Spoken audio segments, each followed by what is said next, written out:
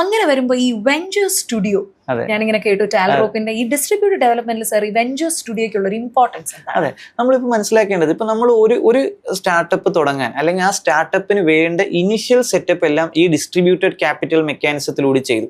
Okay, അപ്പൊ അവർക്ക് എന്ത് വേണമെങ്കിലും ഇപ്പൊ കിട്ടുന്ന ഒരു സംവിധാനമുണ്ട്.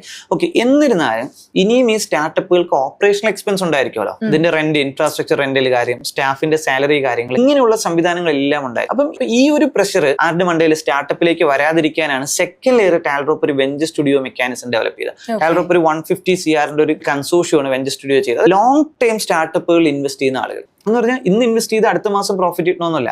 അവർക്ക് അറിയാം എന്താണ്, ഓക്കെ ഞാനൊരു 100 സ്റ്റാർട്ടപ്പുകളിലേക്കായിട്ട് ഒരു ഫണ്ട് ചെയ്ത് കഴിഞ്ഞാൽ ഇതിലൊരു 30 or 40 ഫെയിൽ ആയാലും എനിക്ക് പ്രശ്നമില്ല. എനിക്കൊരു 60-70 എന്ത് ചെയ്യും, അതിൻ്റെ അകത്തൊരു റവന്യൂ മേക്ക് ചെയ്യുന്ന സ്റ്റാർട്ടപ്പുകൾ ഉണ്ടാവും, നല്ല എക്സിറ്റ് മേക്ക് ചെയ്യുന്നുണ്ടാവും. ലോങ് ടൈം ആണ് അവർ, ഒരു 5 വർഷമൊക്കെ കണ്ട് ചെയ്യുന്ന ആളുകളാണ്. അപ്പോൾ ടാൽറോപ്പിന് ഇത്രയും വലിയൊരു ഡിസ്ട്രിബ്യൂഷൻ സിസ്റ്റം ഉള്ളത് കൊണ്ട് തന്നെ ഈ വെഞ്ചർ സ്റ്റുഡിയോയിലേക്കും ഒരു ഇൻവെസ്റ്റേഴ്സിന്റെ പൂളാണ്. ഇതിൽ ഇൻവെസ്റ്ററിന്റെ ഒരു ക്യാഷും എന്ത് ചെയ്യുന്നില്ല, ഇൻഫ്രാസ്ട്രക്ചർ ഡെവലപ്മെന്റിന് യൂസ് ചെയ്യുന്നില്ല. റീജിയണൽ ഓഫീസ് ഡെവലപ്പ് ചെയ്യാനോ, ടെക്കീസ് പാർക്കുകൾ ചെയ്യാനോ, ഇൻവെന്ററി പാർക്ക് ചെയ്യാനോ, വില്ലേജ് പാർക്ക് ചെയ്യാനോ ഇതിൽ നിന്ന് ₹1 പോലും എടുക്കുന്നില്ല. കാരണം അതെല്ലാം ഡിസ്ട്രിബ്യൂട്ടഡ് ക്യാപിറ്റൽ മെക്കാനിസത്തിൽ നടന്നു കഴിഞ്ഞു. സെക്കൻഡ്, സ്റ്റാർട്ടപ്പുകളുടെ ഡയറക്റ്റ് ഓപ്പറേഷൻസ് നോക്കണമല്ലോ. അവരുടെ റെന്റും സ്റ്റാഫിന്റെ സാലറിയും കാര്യങ്ങളും ഡയറക്റ്റ്. ഇതും സ്റ്റാർട്ടപ്പിന്റെ മുകളിൽ കൊടുക്കാണ്ട് ഒരു വെഞ്ചർ സ്റ്റുഡിയോ എന്താണ് ഈ ഓപ്പറേഷണൽ എക്സ്പെൻസ് കാര്യങ്ങളെല്ലാം കൈകാര്യം ചെയ്യുക. മാത്രമല്ല, ഒരു സ്റ്റാർട്ടപ്പിന്റെ ഒരു ഫൗണ്ടേഴ്സ്, ഇപ്പൊ 2 ഡോക്ടേഴ്സ് ചേർന്ന് ഒരു ഹെൽത്ത് കെയർ സ്റ്റാർട്ടപ്പ് തുടങ്ങുമ്പോൾ അവർക്ക് ആ പ്രോബ്ലം സോൾവ് ചെയ്യാൻ അവർ ഭയങ്കര ക്യാപ്പബിൾ ആയിരിക്കും, അവർ കണ്ണിങ് ആയിരിക്കും ആ വിഷയത്തിൽ.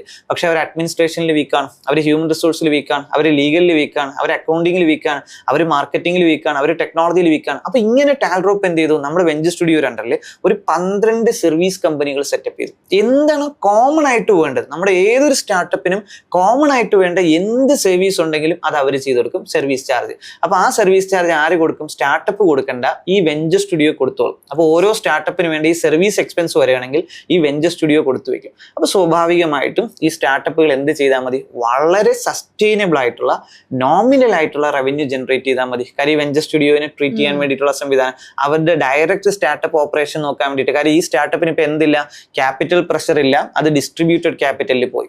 ദെൻ ഓപ്പറേഷൻ ലയബിലിറ്റി ഇല്ല, അത് വെഞ്ചർ സ്റ്റുഡിയോ നോക്കും. അപ്പൊ ജസ്റ്റ് എന്ത് ചെയ്താൽ മതി, ഇതിനെ സസ്റ്റെയിൻ ചെയ്യാനുള്ള റവന്യൂ അവർ ക്രിയേറ്റ് ചെയ്താൽ മതി. അതിനെയാണ് ടാൽറോപ്പ് ഒരു റവന്യൂ ഷെയർ മെക്കാനിസം കൊണ്ടുവന്നത്. അപ്പൊ ഈ റവന്യൂ ഷെയർ മെക്കാനിസം ആണ് സത്യത്തിൽ വെഞ്ചർ സ്റ്റുഡിയോന് എന്ത് ചെയ്യണത്, ഫീഡ് ചെയ്യുന്നത്. അപ്പൊ വെഞ്ചർ സ്റ്റുഡിയോ എന്തെന്ന് ചോദിച്ചു കഴിഞ്ഞാൽ ഈ എൻഡ് ടു എൻഡ് സ്റ്റാർട്ടപ്പിന്റെ ഓപ്പറേഷൻസ് നോക്കുന്ന സെൻട്രലൈസ്ഡ് സിസ്റ്റമാണ്. അപ്പൊ ടാൽറോപ്പിന്റെ അകത്തുള്ള ടാൽറോപ്പ് 140 സ്റ്റാർട്ടപ്സ് ആണ് ടാൽറോപ്പ് ഇനിഷ്യലി ബിൽഡ് ചെയ്യണം, 140 സ്റ്റാർട്ടപ്സ്. ഈ 140 സ്റ്റാർട്ടപ്പുകളെ സെൻട്രലൈസ് ചെയ്ത് അവർക്കുള്ള ഓപ്പറേഷണൽ എക്സ്പെൻസ് കൊടുക്കാൻ വേണ്ടിയിട്ടാണ് ഈ വെഞ്ചർ സ്റ്റുഡിയോ.